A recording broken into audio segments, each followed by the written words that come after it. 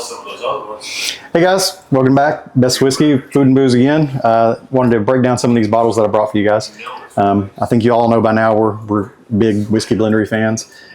Actually have the blender who made this with us here tonight.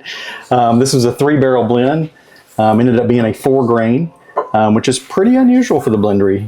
You know, a lot of their stuff is either single barrel or blends that play well with each other, 36 rye, 22s, things like that. To have a 4-grain coming out of there is something different that I had to try personally. So 3-barrel blend on that one. We'll give it a shot, tell y'all what we think. These next two are Frank August. These bottles are kind of, I mean, first of all, they're beautiful. You know, if you're going to make a sophisticated bottle for bourbon, I think that's it. This topper is all brass and quite hefty. You could probably use it as a weapon if you needed to. But Frank August is an NDP, but they source different Kentucky distillate.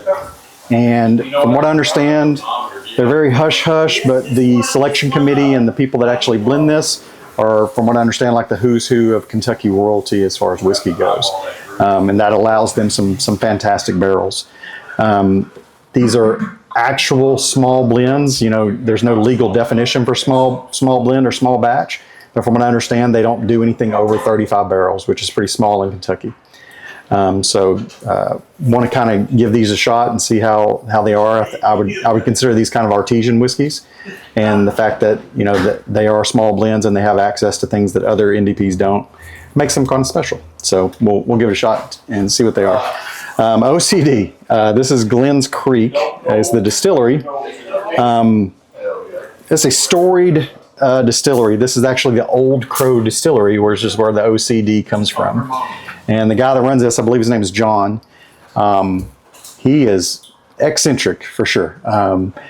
From what I understand, he went into a defunct mash grain silo or a mash grain vat and put some water and yeast activators in there and actually like took from the air the yeast that Old Crow used back in the day, and then actually got one of the guys that worked there to try to match their mash bill.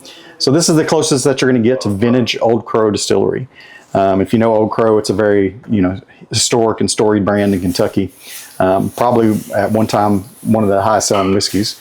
But it's a craft distillery now. I believe this one's 4.5 to 5 years old, which is pretty young. But we'll give it a shot, see what we think of it. And these are 4 of the whiskeys that I brought this time, and kind of all unique. So we're going to see if they're just unique or actually unique and flavorful. But until next time, guys, keep it whiskey and try something unique.